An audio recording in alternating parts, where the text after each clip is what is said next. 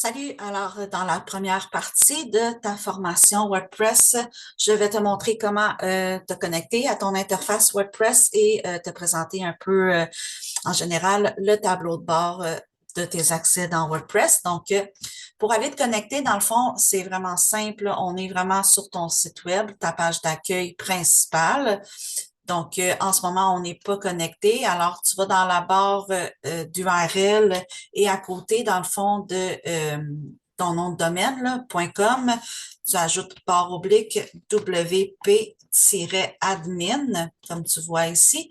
Donc, après ça, Enter. On va arriver sur la page de connexion WordPress. Tu as déjà tes identifiants ici. Tu vas pouvoir te connecter. Et là, on arrive sur la tableau de bord WordPress. Donc, moi, comment je fonctionne, c'est souvent avec des onglets ouverts aussi à côté. Comme ça, je peux voir aussi là en temps réel les modifications que je fais.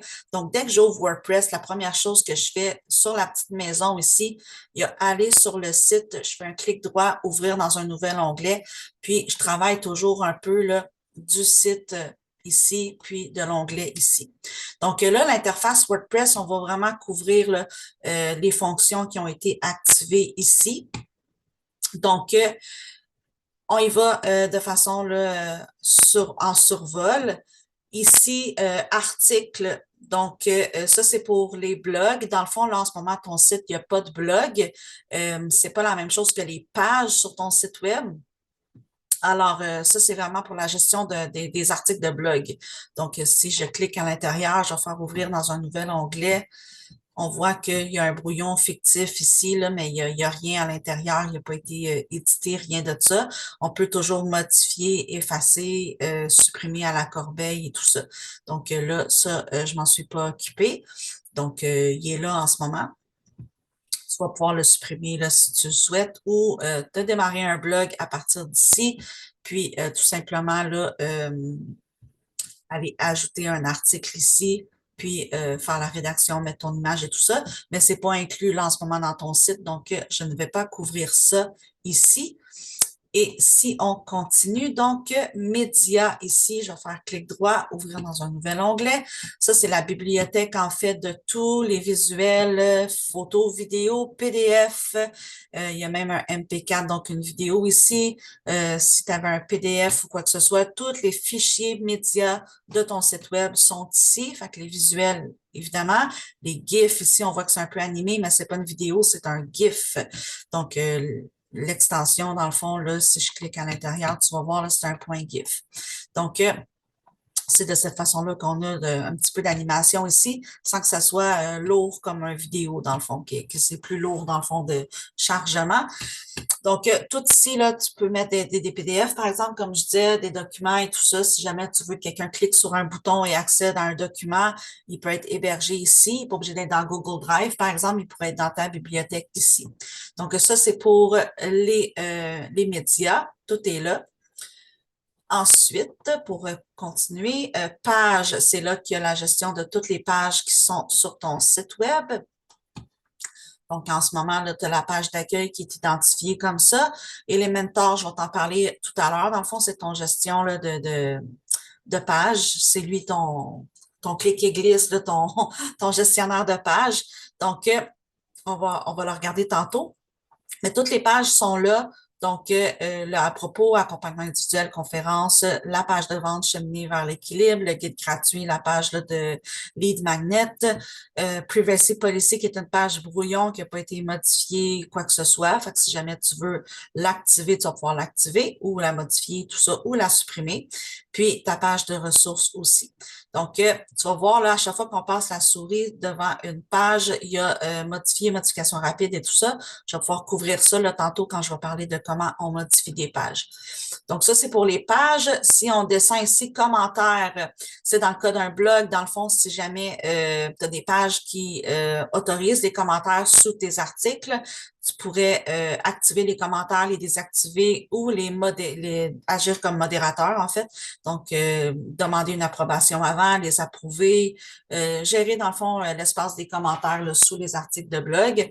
Ça ici, c'est du codage là, personnalisé que moi, j'ai pu utiliser là, pour certaines fonctionnalités ou de la personnalisation que sur ton site. Fait que ça, tu n'auras pas besoin d'aller jouer là pour le code. Elementor, c'est le gestionnaire, dans le fond, de mise en page. C'est lui qu'on fait la mise en page flexible, fluide, clic et glisse et tout ça. C'est lui vraiment le moteur même de la présentation de tes pages là, qui fait que tu as des bannières, puis des colonnes, puis des polices et tout ça. Là, je vais tout pouvoir te montrer ça. Donc, tu n'auras pas vraiment besoin de cliquer ici puis d'utiliser les choses qui sont là. C'est vraiment une extension là, qui a été ajoutée pour nous permettre de travailler avec une mise en page flexible et fluide. Ensuite, les modèles, c'est les modèles Elementor. Donc, en ce moment, il n'y en a pas, j'en ai pas créé pour l'instant. Donc, tu n'auras pas besoin nécessairement de l'utiliser. Je vais te montrer une autre façon de procéder là, pour, dans le fond, partir des fois d'une page existante, puis de te créer, dans le fond, une copie de cette page-là pour pouvoir éditer, dans le fond, puis garder la même mise en page. Fait que ça, on va en parler plus tard. Au lieu de te créer un modèle, dans le fond, tu pourrais partir d'une page que tu as déjà sur ton site, puis soit la dupliquer ou quoi que ce soit. Tu vois, là, on a l'option dupliquer ici. Si tu aimes la mise en page de cette page-là, par exemple, tu veux garder la même structure, tu pourrais dupliquer cette page-là, puis tout simplement aller modifier les images, les textes, les couleurs, les polices, tout ce que tu veux, sans nécessairement être obligé de passer par un modèle. Donc, je ne le couvrirai pas là, en ce moment parce qu'il y a d'autres façons de faire là, qui pourraient être un peu plus simples. Apparence, c'est vraiment la gestion de ton thème WordPress. Donc, si je m'en vais ici, je vais ouvrir dans un nouvel onglet. Le thème qui est là en ce moment, c'est 2025 personnalisé. Donc, dans le fond, ça, on n'a vraiment pas vraiment besoin de jouer avec ça parce que le thème de ton site, finalement, on l'a personnalisé à même Elementor. Fait que tout ce qui est important de comprendre, c'est que tu as un thème qui est installé en ce moment. On pourrait faire des mises à jour, mais c'est un peu inutile là, parce que on est avec Elementor pour la gestion de l'apparence du site web. Fait qu'on n'a pas besoin de ça, vraiment. Les extensions, relativement importantes. Dans le fond, là, je vais te montrer qu'est-ce qu'il y a ici. Ça, c'est toutes les utilitaires, un peu les extensions, les plugins en anglais, si jamais toi, tu as la version en anglais, là. Les plugins qui sont utilisés pour différentes fonctionnalités sur ton site. Il y en a qui viennent par défaut, là, le Backup Ly Pro, Akismet, ça vient automatique. Big File Upload, ça, j'ai permis ça là, parce que des fois, on a des fichiers qui sont plus lourds, puis ça faisait un peu de court-circuit, je vais dire comme ça, là, quand on les uploadait. Fait que j'ai autorisé, dans le fond, les Enable Large File Uploads. Fait que ça, t'as pas vraiment besoin de jouer avec ça. C'est juste important de comprendre qu'il y a des utilitaires ici qui sont installés, dont Elementor. Duplicate Page, j'en ai un aussi, là, celui qu'on a vu, là, ici, qu'on peut utiliser. C'est grâce à une extension. Sinon, ben, il serait pas là.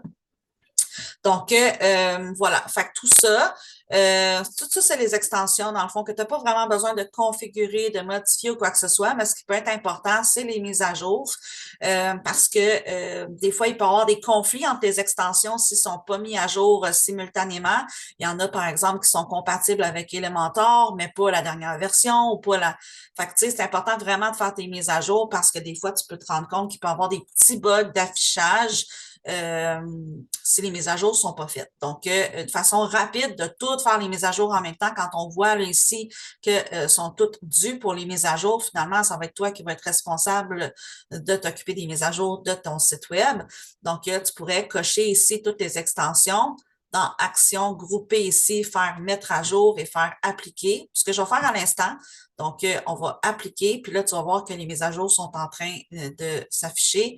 Puis, dans le fond, là, ça y va graduellement. Donc, chacun leur tour, là, ils vont partir, ils vont faire la mise à jour. Je vais faire pause là, sur la vidéo. Ça peut prendre environ quelques minutes. Là.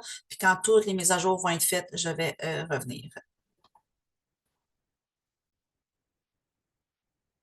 Donc, quand la mise à jour est terminée, là, on voit tous les crochets verts là, qui s'affichent comme quoi que les mises à jour sont faites.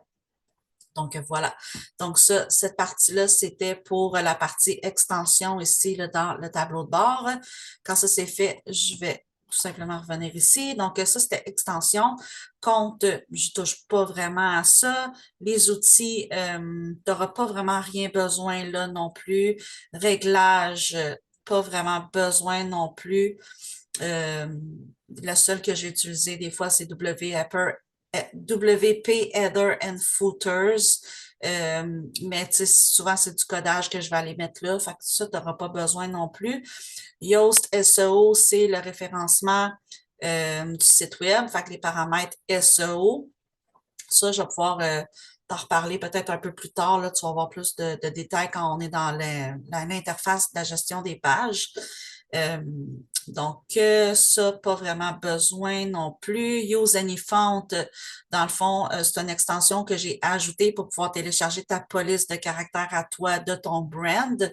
Donc, tu n'auras rien besoin de faire avec ça. C'est moi qui ai installé ça pour que tu puisses avoir là, la police qui est ici, là, comme ça ici. Donc, ça.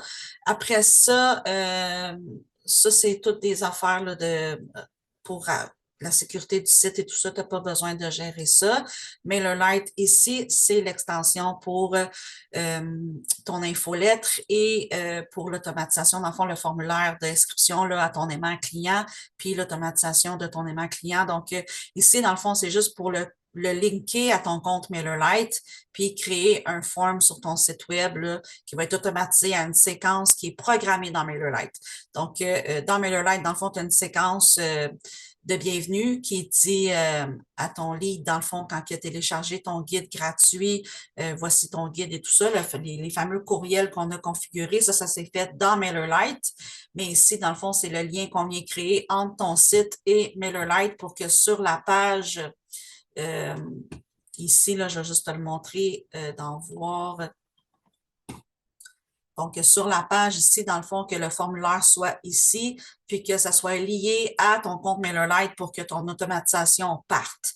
Fait que ça a été configuré ici. Je te ferai là, une petite vidéo rapide pour te montrer là, un peu comment c'est fait. C'est pas une formation MailerLite, évidemment, mais pour comprendre si jamais tu as un autre outil gratuit à faire, ben, comment ça a été fait.